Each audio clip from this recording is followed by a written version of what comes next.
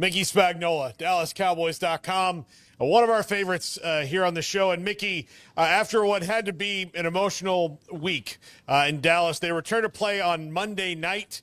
And on the very positive side for the defense, we get to see a rookie that everybody's been waiting to see in Shivaan Revell, potentially. Not sure what his role on Monday night was. And DeMarvion Overshown, who is their probably best defensive player now that or most talented defensive player now that Micah Parsons is gone, back and available for them down the stretch run of the season. Well, let's not sell Quinnen Williams and Logan Wilson short, please. Yeah. I forget. I keep forgetting that Quinnen Williams. I guess they're. It seems like the trade deadline was a month ago, right? Yeah, they're returning player. If I had to tell you, all being healthy, who I thought the most talented players on the defense were, before the Micah Parsons trade, it was Micah and then DeMarvion Overshown because he is very, very talented. Yeah, but he wasn't there. So, and Revell too. And I think both of those guys should have a role in the game Monday night against the Vegas. How much? How soon? The Cowboys really haven't said, but Cowboys owner Jerry Jones said about both guys they should hit the road running, and the same thing for Quinnen Williams and Logan Wilson. Wilson, I bet he gets a whole bunch of snaps at middle linebacker, allowing Murray to move to the strong side, and then they'll fit in Overshown how they see. Because it's going to be, if they play 60 snaps on defense, I bet he doesn't play more than 30. But they'll judge, as he said today. Let's see how it goes, and then we'll decide from there. Because remember, he hadn't played football since December 9th. As for Revell, he hadn't played football since the third week of the college season last year. So that's been a long time. Now, they've both been practicing. They both put in their 21 days of practice, which is the limit, and they have to move them to the 53-man roster. So good that they have that option, and it seems like with their starting safeties, Malik Hooker and Donovan Wilson, that those guys have been practicing fully this week, so they should have both of those guys back also. So this is what they're hoping is a spark for a defense that's been struggling for the majority of the season. Mickey, the offense hasn't, other than a game here or a game there, been struggling. But when they do, it's usually against an elite defense. They are not playing an elite defense this week. The entire offensive line, as it looks, is healthy after a bye week, healthy and practicing all together, maybe in the full flow. How big is that for them moving down the stretch run of the season, which, nebulous at this point, as they have a losing record, but they're still not out of it if they can get on a streak? Yeah, absolutely. And for that offense to get back on track, the offensive line has to play better. I was looking at what they were averaging over the first 5 games when they were 2-2-1. They were averaging 5.4 yards a carry. That's pretty stout. But now, after these last 4 games, and if you put all 9 games together, they're averaging just 4.4 yards a carry. And that's a drop-off. Dak's sacks have increased, and his times to run over these last 2 games when they've struggled offensively, he's had to run 17 times. That's way too many times, right? So again, the offensive line has to do a better job blocking, as you said. Cooper Beepe's finally back. He's played, 2 games now since he missed 4. The one concern I have is Tyler Smith. The previous couple weeks, he'd been on the practice report as limited, and when they came back yesterday and today, he was limited again with a knee. So you're hoping that he's just not pushing through that, and maybe far from 100%, but maybe 80% of him's better than whatever else they can do. But I would imagine that they are got to get TJ Bass ready to go just in case, And, prior to these past two games, they had been getting Nate Thomas some snaps in practice at tackle, left side, right side, you name it. So he should be on call if someone starts struggling. But for this offense to get back on track, that offensive line has to play much better. Yeah, that loss to the Cardinals, Mickey, was a real kind of punch in the gut for a team that can't afford to lose those type of games. Like that, if you're going to stay in the hunt, you can't go out and get rolled by a team that's should be technically worse than you in the Cardinals, right? At least on paper, you can't do that too often. Well, they have a chance to not wipe it off, but move past it on Monday with a game against the Raiders, who are really in a bad way right now.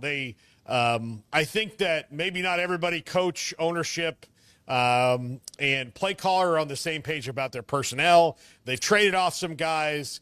This seems like the only true constant that they have going for them is Max Crosby, and the Cowboys need to take advantage of a team on Monday night that's in disarray.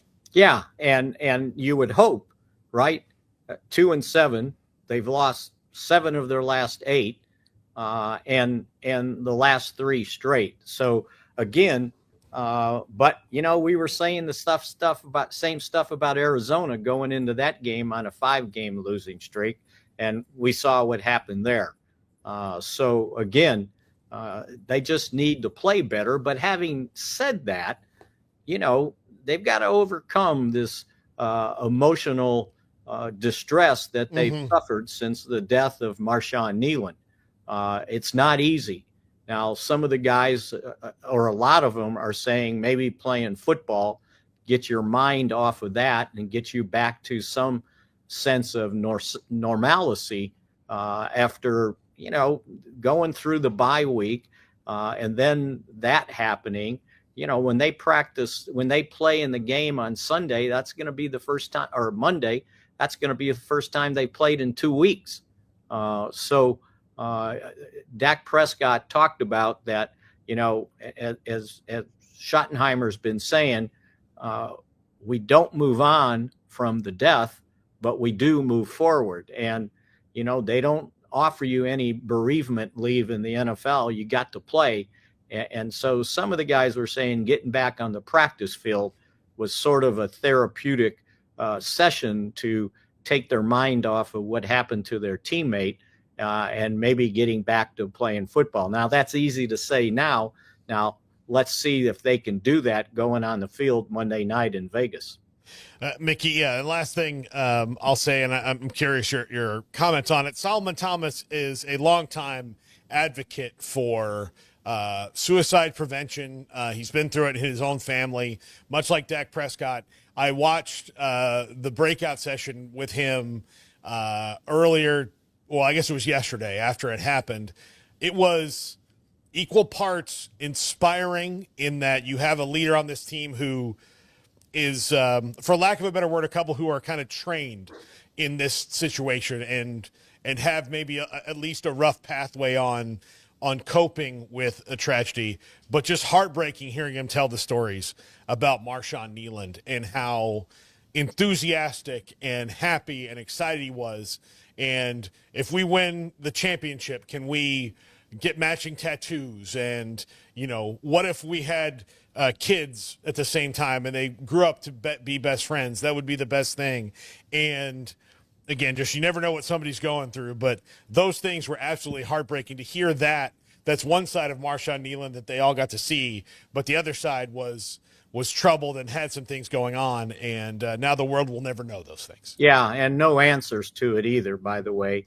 No easy answers either. Mm-hmm. And most of the guys that spoke, and they didn't open the locker room this week. They decided that they would bring choice players out to do, interviews with the media. Thomas went yesterday, Dak, Flournoy, Osa, Odigizua. Today we had CeeDee Lamb, Revell, Logan Wilson, and Quinnen Williams. So Yeah, and all those guys, they spoke about, knowing him, loving him. It's been heartbreaking for everybody, and I think it was CeeDee Lamb. It's like, well, you're never the same, but you're hoping playing football helps get you back to some sense of normalcy. So we'll see, but you can talk about it, but from an emotional standpoint, you got to be ready to go. You got to be ready to play. While everybody's offering condolences, moments of silence, I guarantee you the Raiders, once they hit the field, they're not feeling sorry for them. They're going to be trying to win a game. So yeah, it's been a very tough, almost a full week now. Well, it is a full week. It's been more than a week since his suicide. And I thought Quinnen Williams had a really good kind of perspective on things, because he's new. He hadn't been here, but he thought how the organization handled everything, how Brian Schottenheimer treated the players, the coaches trying to take care of the players from an emotional standpoint was top notch, and he really respected and is glad he was here. So yeah, you got to turn it on when it comes Monday night. And like I said, we'll find out if, playing for his memory is inspiring or if it's emotional. The emotional drain of the past week is hard to overcome. Absolutely. Mickey, thank you so much. Enjoy the game on Monday, and we'll talk to you next week. Sounds good. See you, Paul.